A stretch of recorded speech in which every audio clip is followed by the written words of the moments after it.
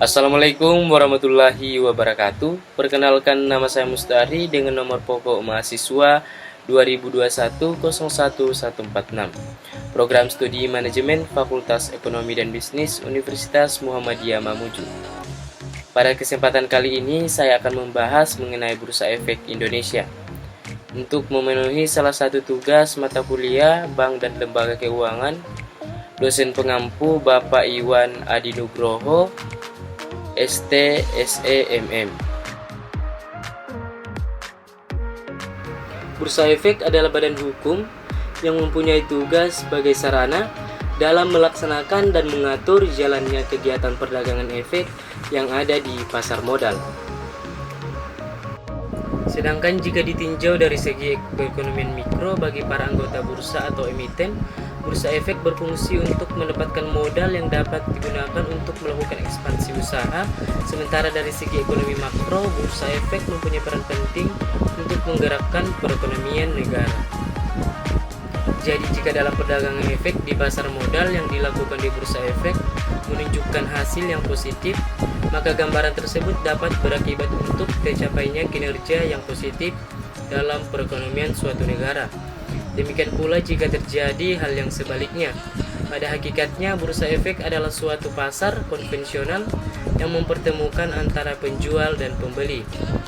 Dapat didefinisikan bahwa pada dasarnya kegiatan yang dilakukan oleh Bursa Efek adalah menyelenggarakan dan menyediakan sarana atau sistem perdagangan bagi para anggotanya.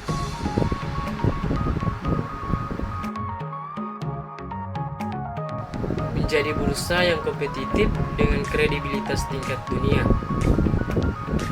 Membangun Bursa Efek yang mudah diakses dan memfasilitasi mobilisasi dana jangka panjang untuk seluruh dunia, industri dan segala bisnis perusahaan, tidak hanya di Jakarta tapi di seluruh Indonesia. Pasar modal telah hadir jauh sebelum Indonesia merdeka.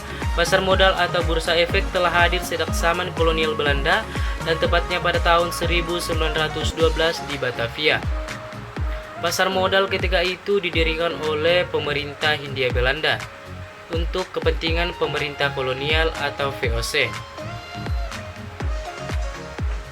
Meskipun pasar modal telah ada sejak tahun 1912, perkembangan dan pertumbuhan pasar modal tidak berjalan seperti yang diharapkan. Bahkan pada beberapa periode kegiatan pasar modal mengalami kevakuman. Hal tersebut disebabkan oleh beberapa faktor seperti perang dunia pertama dan yang kedua, perpindahan kekuasaan dari pemerintah kolonial kepada pemerintah Republik Indonesia, dan berbagai kondisi yang menyebabkan operasi Bursa Efek tidak dapat berjalan sebagaimana mestinya.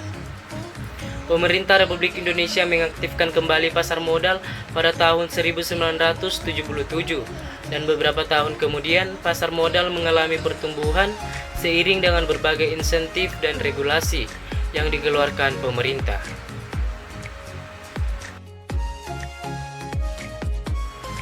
Seperti yang tertulis pada pasal 7 ayat 1 Undang-Undang Nomor 8 Tahun 1995 tentang pasar modal mempunyai tugas menyelenggarakan perdagangan efek secara teratur, wajar serta efisien.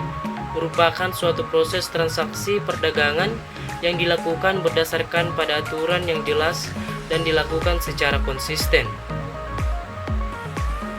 Sebagai pembuat aturan, yakni yang merancang dan menetapkan peraturan dan pihak yang terlibat, sebagai pengawas yang mengawasi anggota serta yang bertugas untuk memonitor jalannya peraturan, sebagai penegak peraturan dengan cara menyelidiki pelanggaran dan menjatuhkan sanksi terhadap pelanggaran tersebut.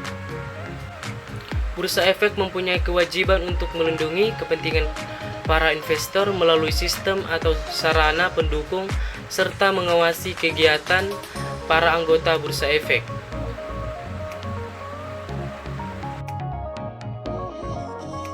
Bank Sentral Asia atau BCA, Bank Negara Indonesia atau BNI, PT Nestle Indonesia, dan PT Gurang Garam.